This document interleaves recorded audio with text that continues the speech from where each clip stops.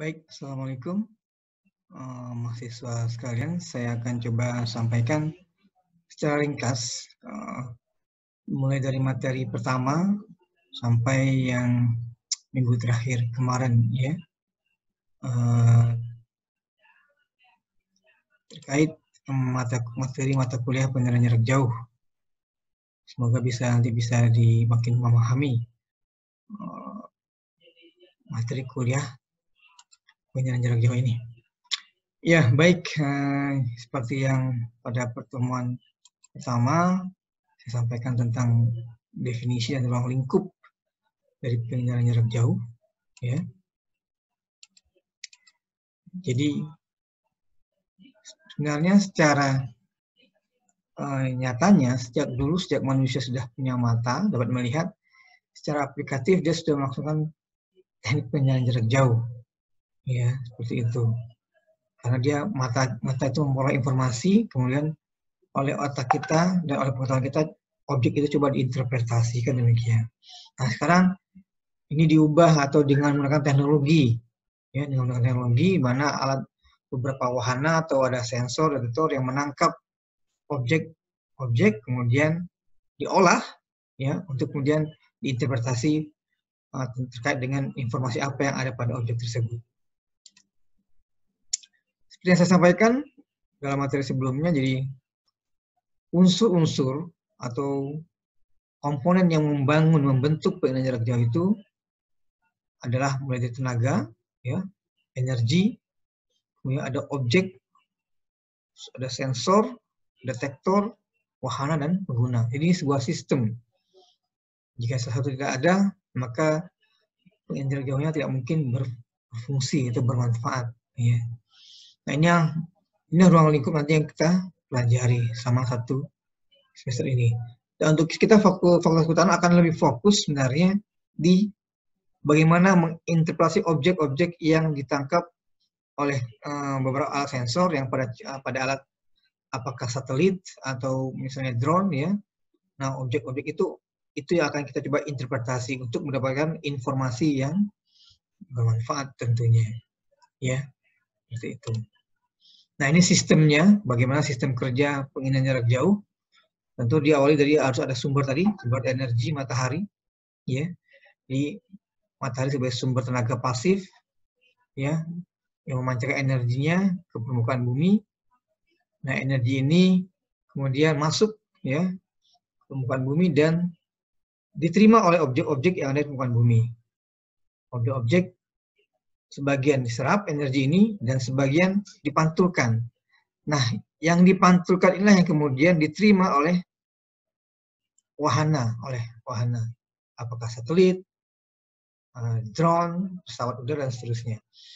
Nah, satelit ini sebagai wahana saja, karena sebenarnya pada saat ini ada namanya sensor dan detektor. Inilah yang kemudian menangkap energi-energi yang dipantulkan, ya, kemudian direkam, kemudian energi hasilnya kemudian tentunya disimpan, dan jika misalnya sebuah satelit, dia akan dikirimkan ke stasiun penerima data citra satelit, ya, di stasiun bumi. Kayak kita di Indonesia misalnya adalah LAPAN, ya, lembaga penerbangan antariksa yang ada di Jakarta, ya, seperti itu. Kemudian data ini akan diolah untuk kemudian ini digunakan oleh para pengguna. Ini sistem kerjanya, ya. Nah, ini energi yang tenaga yang digunakan pada teknologi penilaian jarak jauh, ya. Ada yang pasif seperti ini, di sumber matahari memancarkan energi, terkena objek memantulkan energi kembali, ya, reflected sunlight yang diterima oleh sensor pada sebuah wahana.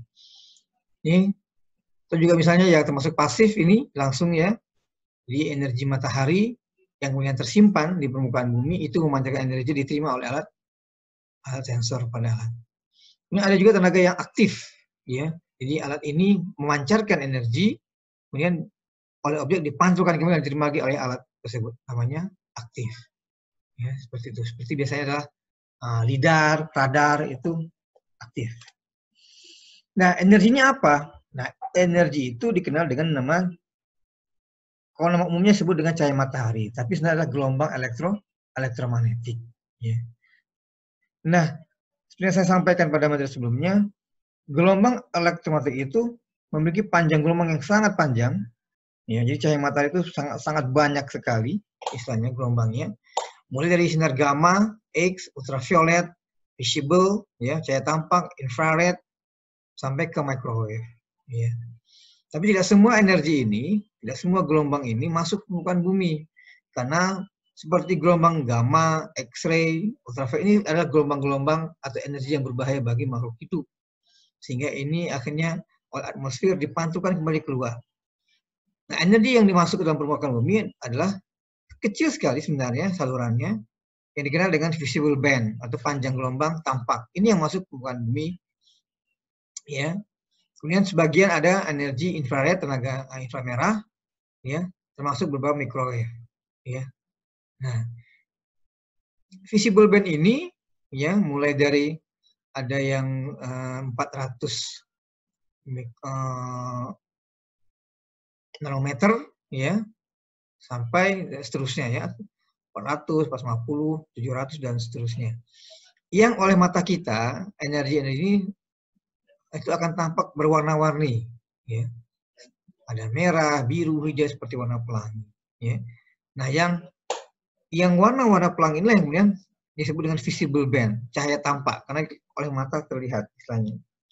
Tapi beberapa energi kayak near infrared, inframerah dekat, far infrared, inframerah jauh, itu tidak dapat dideteksi oleh mata kita langsung. Kita butuh alat lain, ya, seperti itu untuk bisa melihat hasil dari energi dari infrared ini, seperti itu. Jadi inilah istilahnya selang atau julat istilahnya panjang gelombang yang digunakan pada kegiatan teknologi penyandaran jauh, ya, seperti itu. Ini seperti saya sampaikan, ini beberapa wahana. Jadi wahana itu alat, ya, yang membawa sensor dan detektor yang nanti tentunya menangkap energi reflektansi tadi yang diterima oleh sensor dan detektor yang dibawa alat. Ini kemudian akan disimpan dan dikirimkan ke bumi. Ya, wahana itu ada satelit, sebenarnya ada balon udara, ya, ada pesawat udara, ya, seperti ini. Ya, ini ada kameranya, ada sensor dan detektornya. Termasuk yang lagi tren sekarang yang terbaru adalah drone. Drone sebenarnya wahana yang sama, alat yang membawa saja sebenarnya, tapi sebenarnya dia membawa yang namanya ada kamera di sini. Nah, di kamera ini ada sensor dan detektor yang akan menangkap gelombang-gelombang visible band, ya, yang nanti kemudian terekam dan diolah menjadi sebuah foto ataupun sebuah citra, sehingga kita bisa melihat hasil rekamannya. Termasuk kayak kamera yang digital yang Anda bawa seperti handphone, kamera pada handphone. Itu juga termasuk sebenarnya bagian dari teknologi penilaian jarak jauh. Kan seperti itu. Nah, alatnya pada kamera itu ada sensor, ada kamera. Ya, seperti itu. Nah,